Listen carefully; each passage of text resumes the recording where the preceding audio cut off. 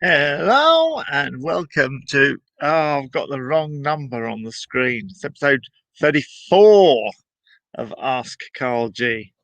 So we're getting ready to get open. It's a lovely day. We're preparing the field, putting up the horse archery track. The first horse archery day will be on April the 3rd. The Rider Confidence Days are on the website www.horsebackcombat.co.uk. And yeah, wait, you might even hear the power washer going, getting everything nice and spick and span. There we are. I've just got enough time to come out and do a quick Ask Karl G. So, got asked a question yesterday, which was all jolly good fun. I was glad to be out broadcasting again. I'll just bob that on here. I've put it on the title already, so maybe you can see it.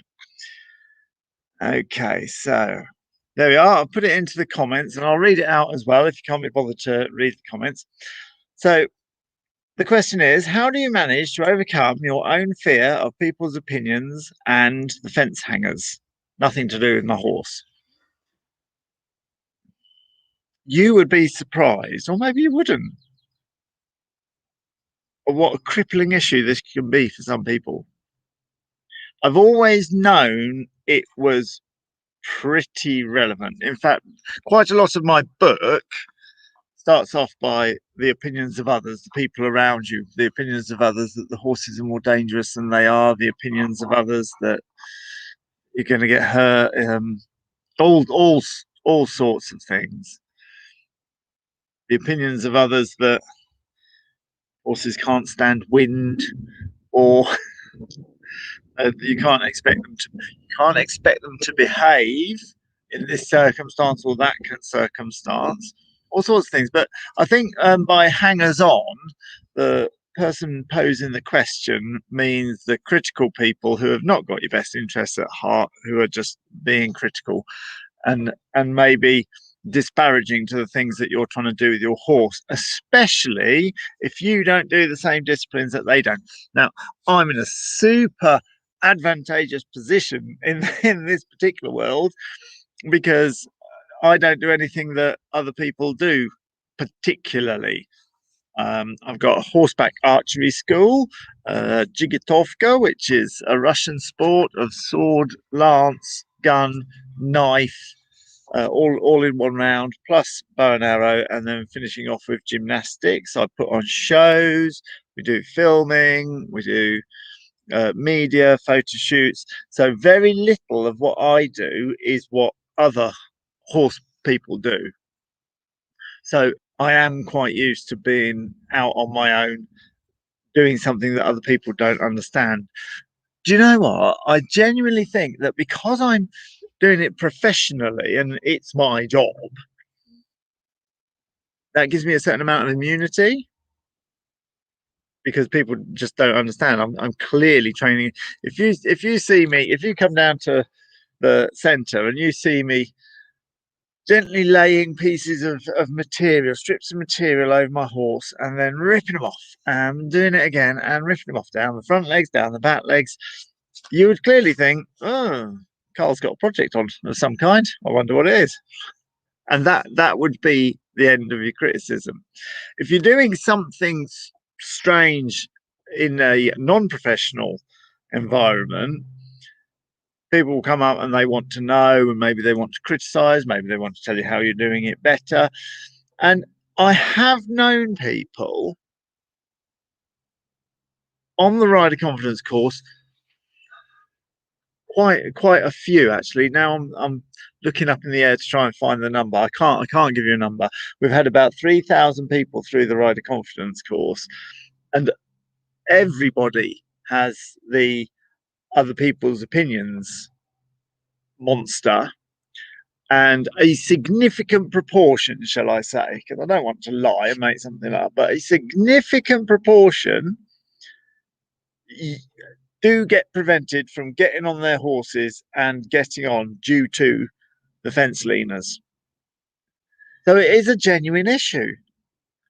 So anyway, I've gone on about other people's opinions so much that there's plenty of videos. If you put into my Facebook or into my YouTube other people's opinions, then it will come up with 4 or 5 videos explaining exactly why we need to ignore everybody else's opinions. They're not paying for our horses. It's nothing to do with them. They don't know what we're doing. Nobody understands you anyway, no matter how well they know you.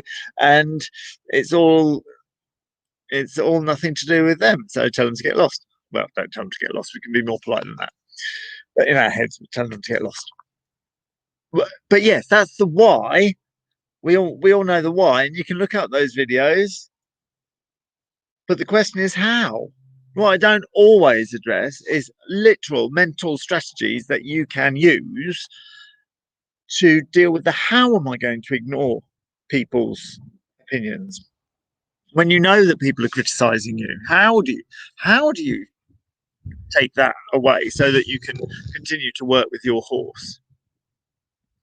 And so I think that's going to be the theme of this video. Just a couple of mental tricks that I use in order to make sure that other people's opinions don't affect me and I can carry on working. So the first thing that we need to bear in mind is that it is nothing to do with the other people, and they don't understand what you're doing. And crucially, if you were professionally doing this, you wouldn't give a monkey's what other people were doing. So the only reason why people are putting an interest in what you're doing is because they're not happy with how they're doing with their horses. If they're being critical, if they've got time to stop and criticize you, then they're not happy with how they're getting on with their horses. So we've got a favourite example that I use. If Charlotte Desjardins was down your yard, she wouldn't be the least bit interested in what you're doing because she's getting busy getting for the next Olympics or whatever she's got on. She's busy. She wouldn't care if you were there taking your horse over trotting poles or whatever you are doing, getting it to move back. She'd come into the yard and the most she'd say is good morning, they've run out of coffee again. And then she'd be off doing her thing because she's quite happy. She would have no time to say, I think you're doing that wrong, or what you're doing that for, or do you know what that horse needs? It needs a lovely jump over the cross country section. Why don't you take that horse for a gallop on the beach? Is what it needs. She'd never do that. Ever. So the only people who are stopping and criticizing you, if you haven't asked for their help, then to stamp in an opinion is simply because they're not getting on with their horse, but they still want status on your yard as being very horsey. So therefore they come up with an opinion. Charlotte Desjardins won't come up with an opinion. She is very horsey. We know that already. We know that Charlotte Desjardins is very horsey. She doesn't have to prove it by saying, oh, you got those trotting holes at the wrong height. What are you messing around doing that for? What you need is, what that horse wants is, just never would. So in a way, it's a professional and leisure riding thing, because if you've got a professional attitude, I'm not saying you need to be a professional, but if you've got the professional attitude that it's all possible, it's possible for me, and what needs to be done is the small bite-sized progressions to get me to whatever it is that I'm doing. That's all that the professional attitude is. Then that's all you need. The other side of the coin, of course, is don't you do it. If you're not spending your time criticizing other people and seeing what they're doing, then you step away from the amateur way of looking at things and step into the professional way of looking at things. The other really useful thing, firstly, is so the first mental trick is to be aware that anybody who's got time to criticise you is clamouring for horsey status on the yard. Notice me, I'm so horsey. They need to be noticed as horsey because you can't see it in their horse riding because probably they don't even get on their horse that much. I'll tell you all the stories of how much they know more than you because back in 1960, when I was breaking all the youngsters for the King's Troop, blah, blah, blah, blah, blah, well, there we are. Hello. Dolores is here. Oh, this is nice. What have we got to eat? Not eating, doing a broadcast. So there we go. Step one, if they're criticising, they're not happy with where they are. So, second thing to help us, and I got this isn't my words, I got this from a fellow instructor, and she said that the most important thing is the relationship with your horse. The most important thing is the relationship with your horse. It's the reason why your horse is at the yard. It's the reason why you're finding the money. It's the reason why you're having this as the thing that you do as this pastime. It's the reason why you get the pleasure out of it and you get the mindfulness out of it and you get the sheer joy of horses, and you have done for years. Is your relationship with your horse is the most important thing. And what I found is that it seems to be on a direct seesaw with your relationship with the other people at the yard, or a negative relationship. If you're worrying about the gossip, then you're not concentrating on the relationship with your horse. The more you concentrate on the relationship with your horse, then the gossip ignores itself. You don't have to ignore the other people and the other opinions. You don't have to drag up this ability to ignore, because it will ignore itself if you concentrate on what you do want. And what you do want, the most important thing is the relationship with your horse. So let me give an example. If the Whitakers were to put on a demonstration and they were to say, we'd like you to come down and we're going to do a demonstration as to how leisure riding horses have got the same preliminary movements as top show jumpers, and we want to show that. We'd like you to do it because we'd like you can speak Spanish or something. There's something nothing to do with horses. Well, in that case, if you came down and they gave you he'll have to walk through a door frame size thing. If you came down, you're in the yard and you've made some bits of bamboo and gaffer tape and a major little thing, and you're just making sure that your horse will walk through this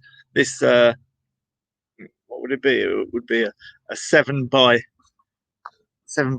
doorway, so that they can do this demo. You'd be so enamored with that. You would be working so hard with that. You would be so dedicated to how that was going to go that you wouldn't take the slightest notice of anybody doing anything, because they don't understand. They're absolutely nothing to do with it. So just in the same way as when you're going to do your Whitaker performance, and you've sorted out your little door frame that your horse has got to go through, and you're going to do that. And as you go past the other arena, you see me in there just whipping strips off this horse, which is just laying a bit of material and whipping it off, laying a bit of material and whipping it off. You wouldn't care. You wouldn't care what I was preparing for. Simply do your thing. Your relationship with your horse would overweigh everything else. But similarly, if you get caught into the gossip, then your relationship with the negative Nellies down your yard seems to be on a seesaw with the relationship with your horse. Because I hear it over and over again that people aren't getting on their horse and progressing their horse. They've forgotten about the relationship with their horse. They've forgotten about the promise that they made to their horse when they got it, that they would teach it manners and they would get it well trained and teach it the way of human beings so that it can have a nice time. They've forgotten that they'd keep it healthy and keep it fit and keep it exercised. All that relationship with that horse has been forgotten by focusing on the bullies in the yard, or the what this person said and what did they mean, and how can I stop that relationship? How she's always got a bad word for me. He's always saying horrible things to me. He's always got a bit of a tone on. If I'm focusing on how can I stop him having a tone on with me, then I'm not focusing on how can I get this done with my horse. And so that's the second mental attitude that we've got. If you focus on the relationship with your horse, all the criticism automatically gets ignored. If you focus on the relationship with the criticism, I'm trying to think what the word for somebody who makes a critic, criticism. If you focus on the relationship with the criticism and try and say, oh, I'd like to change them. I'd like them to think more of me and my horse riding. I'd like them to not say these. Then automatically you start to ignore the relationship with your horse. So it's a simple choice. Which would you like to do? Focus on the relationship with your horse. It's the only thing that matters. They're having a bad time anyway. The only reason they're criticizing you is because they're not happy. If they were happy, they'd be ignoring you, getting on with their thing. Focus on the relationship with your horse. Focus on the relationship with your horse. I hope that's helped. If you do have some particularly spicy members of your riding yard, then I'm sure this will be of help. If you've got any questions, of course, stick them in the comments. If you're watching on replay, that's all right. It's not too late. Stick them in the comments below. If there's anything that I can help you with about mindset or finding confidence in your horse, generally learning to enjoy your horse and the exhilarating world that's just here right now, starting this week, then bob that question and I'll get around to answering it. There's Pop. I can see him. Let me just turn the camera a little bit. Where is he? Hey! You gonna say bye, Pop? No, he's not. See you later. Pop your questions in and I'll speak to you later. Thanks for listening.